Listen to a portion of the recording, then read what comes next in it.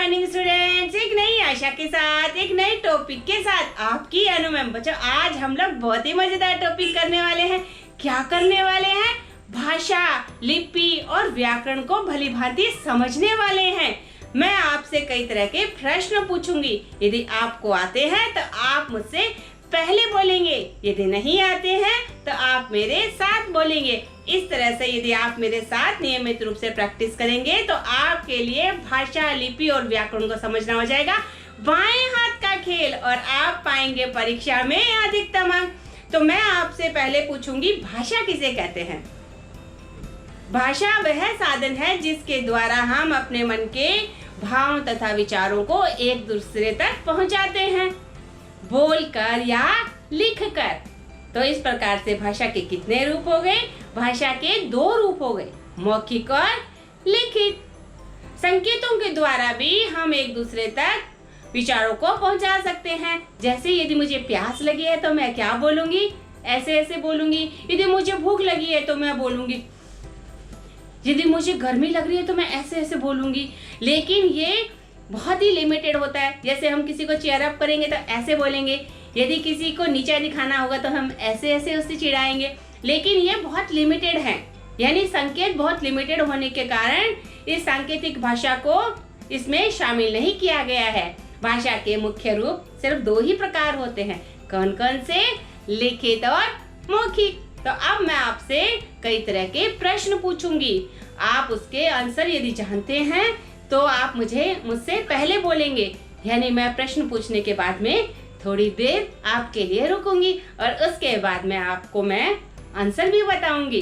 तो आप मेरे लिए प्रैक्टिस करने के लिए हो जाएं तैयार। मेरा पहला क्वेश्चन क्या है?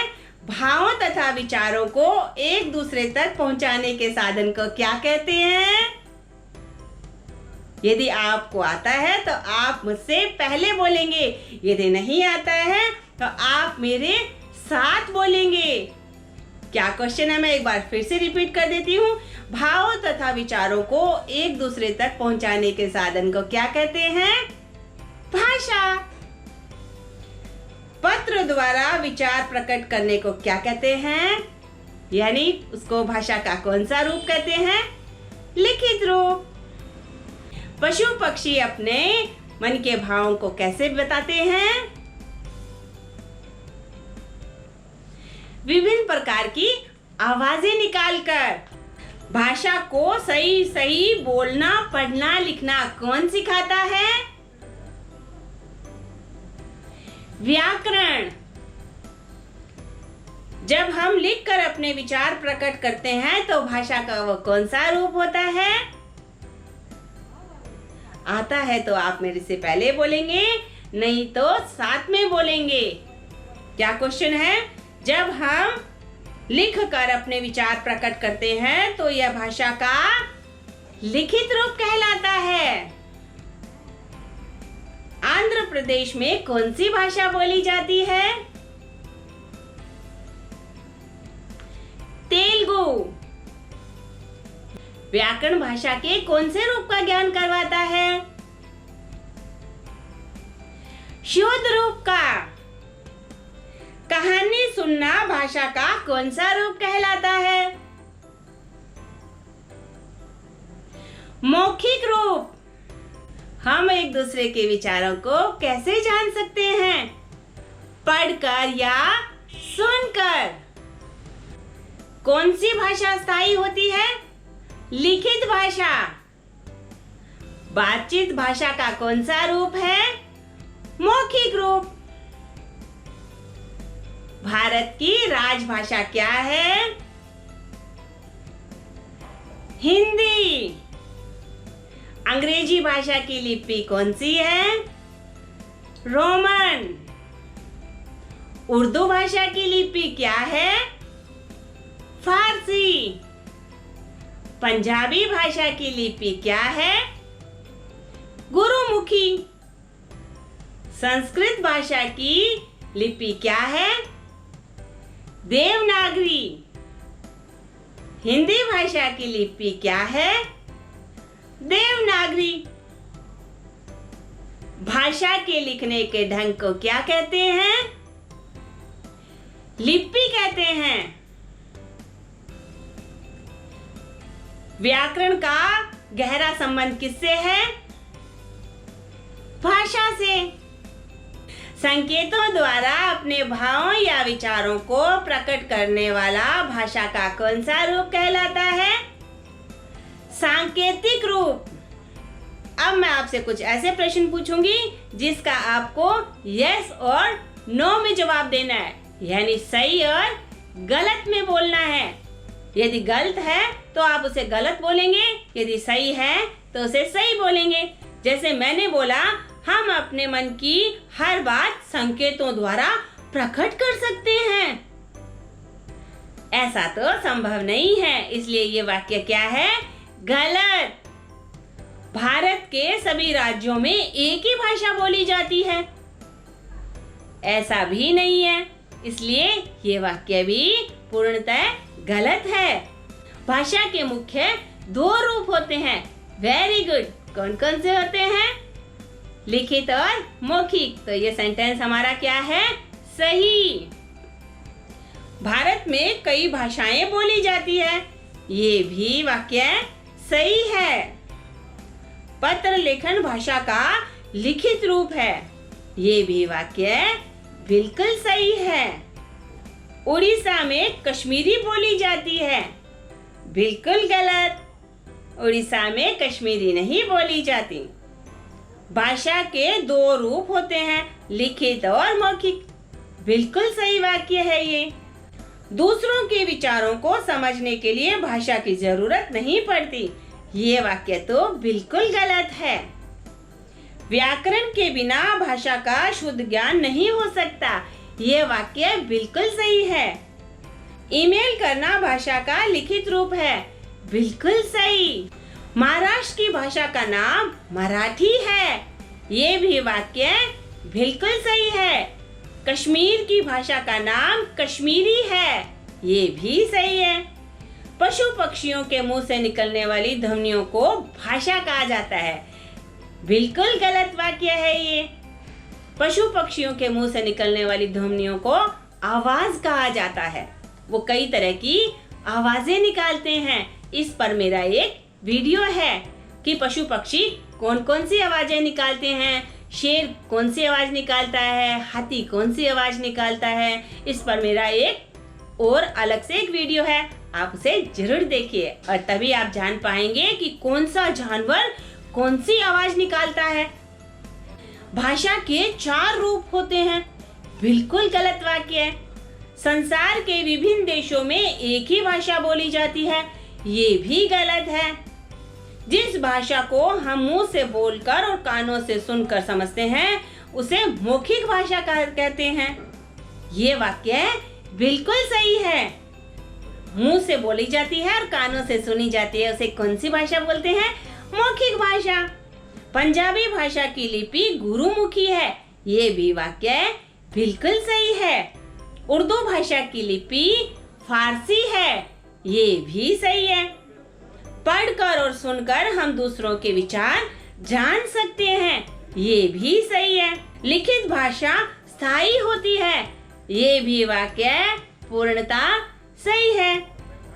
बातचीत भाषा का लिखित रूप है, ये वाक्य तो बिल्कुल गलत है। बोलकर भाव प्रकट किए जा सकते हैं, बिल्कुल सही वाक्य है। भाषा द्वारा बातचीत होती है, बिल्कुल सही। रेडियो पर लिखित भाषा का प्रयोग होता है, बिल्कुल गलत। संकेतों द्वारा मन के सारे भाव प्रकट किए जा सकते हैं, ऐसा तो नहीं है, इसलिए ये वाक्य बिल्कुल गलत है। कुछ हम बात संकेतों के द्वारा किसी को समझा सकते हैं, लेकिन सारे भाव प्रकट नहीं कर सकते। लिखित भाषा अच्छी होती है, बिल्कुल सही, क्योंकि वो स्थायी होती है। विचारों को प्रकट करने का सशक्त माध्यम भाषा है, बिल्कुल सही। प्रत्येक वर्ष 15 अगस्त को हिंदी दिवस मनाया जाता है, बिल्कुल गलत। हिंदी दिवस 15 अगस्त को नहीं मनाया जाता, 15 अगस्त को तो हम स्वतंत्रता दिवस मनाते हैं। संकेतों द्वारा विचारों को प्रकट करना लिखित भाषा कहलाती है। बिल्कुल गलत। संकेतों के द्वारा विचारों को प्रकट करना सांकेतिक भाषा कहलाती है। संविधान द्वारा स्वीकृत सरकारी कामकाज में प्रयोग आने वाली भाषा को अंतर्राष्ट्रीय भाषा घोषित किया गया है। बिल्कुल गलत। भाषा के क्षेत्रीय रूप को बोली कहते हैं। ये भी वाक्य पूर्णता सही है। बोली का क्षेत्र व्यापक होता है। बिल्कुल गलत।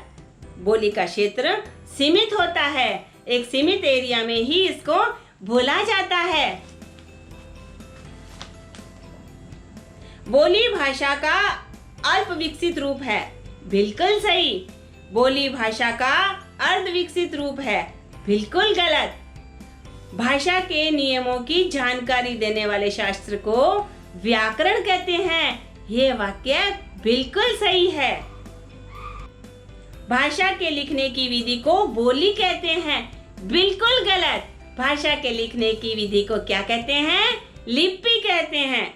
हिंदी भाषा को देवनागरी लिपि में लिखा जाता है। बिल्कुल सही वाक्य है। वह भाषा जिसे बच्चा अपने परिवार में सीखता है उसे मातृभाषा कहते हैं। बिल्कुल सही। क्या कहते हैं उसे? Mother tongue. अवधी और छत्तीसगढ़ी पूर्वी हिंदी है। बिल्कुल सही। खड़ी बोली पश्चिमी हिंदी है। बिल्कुल सही वाक्य है। जोधपुरी राजस्थानी हिंदी है। ये भी सही है। उर्दू भाषा की लिपि रोमन है। ये वाक्य एकदम गलत है। छत्तीसगढ़ी एक लिपि है। नहीं, छत्तीसगढ़ी एक बोली है। जोधपुरी बिहारी हिंदी है। बिल्कुल गलत। कविता पाठ भाषा का मौखिक रूप होता है। बिल्कुल सही। टेलीविजन पर सुनी जाने वाली बातें भाषा का लिखित रूप होती है। बिल्कुल गलत। मौखिक रूप होता है वो। दादाजी अखबार पढ़ रहे हैं। यह लिखित रूप है भाषा का। बिल्कुल सही। मम्मी बच्चों को कविता सुना रही है। यह भाषा का मौखिक रूप है। बिल्कुल सही। गीत गाते हुए मनुष्य लिखित भाषा का प्रयोग करता है। बिल्कुल गलत। अध्यापिका शाम पट पर प्रश्नों के उत्तर लिख रही है। यह भाषा का लिखित रूप है। एकदम सही। नेताजी भाषण देते समय मौखिक भाषा का प्रयोग करते हैं। यह वाक्य भी एकदम सही है। मैंने प्रश्नों के उत्तर लिखते समय मौखिक भाषा का प्रयोग किया। बिल्कुल गलत। आप प्रश्नों के उत्तर देते समय यदि किसी को सुना रहे हैं तब मौखिक भाषा का यूज करते हैं, लेकिन यहाँ पे सेंटेंस क्या है? मैंने प्रश्नों के उत्तर लिखते समय मौखिक भाषा का प्रयोग किया। तो ये वाक्य हो गया बिल्कुल गलत। ज्ञान के संचित कोश को क्या कहते हैं? भाषा। शंकर ने चिल्लाकर मुझे बुलाया, मोहन इधर आओ। यहाँ उसने लिखित भाषा का प्रयोग किया। बिल्कुल गलत। जब हम किसी को पुकारते हैं या बुलाते हैं तो हम मौखिक भाषा का प्रयोग करते हैं। माँ सवेरे पूजा के समय मंत्र बोलने में मौखिक भाषा का प्रयोग करती है। बिल्कुल सही। उर्दू लिपि को दाएं से बाएं लिखा जाता है। ये भी सही है। भारत की संपर्क भाषा संस्कृत है। ये भी सही है। गुरुमुखी मराठी भाषा की लिपि है। बिल्कुल गलत। गुरुमुखी पंजाबी भाषा की लिपि है। उर्दू भाषा की लिपि रोमन है। ये भी गलत है। छात्र पुस्तक पढ़ते समय लिखित भाषा का प्रयोग करते हैं। बिल्कुल सही। कश्मीर प्रांत की भाषा डोगरी है। बिल्कुल सही। पंडित जी ने कथा कहते समय मौखिक भाषा का प्रयोग किया। ये भी सही है। समाचार पत्र में लिखित भाषा का प्रयोग किया जाता है। बिल्कुल सही। भाषा की मौखिक ध्वनियों को जिन चिन्हों के द्वारा लिखा जाता है उन्हें लिपि कहते हैं। ये वाक्य भी पूरी तरह सही है। भाषा के शुद्ध रूप का ज्ञान करवाने वाले को व्याकरण कहते हैं। बिल्कुल सही।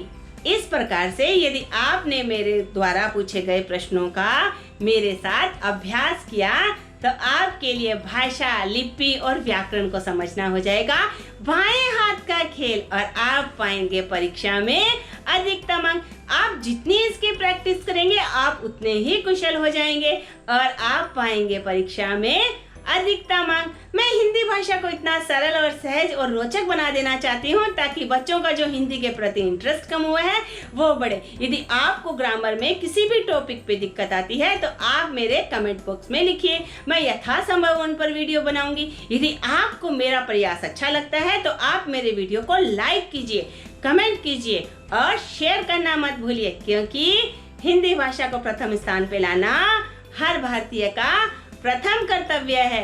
हिंदी अपनाइए, मत शर्माइए। धन्यवाद।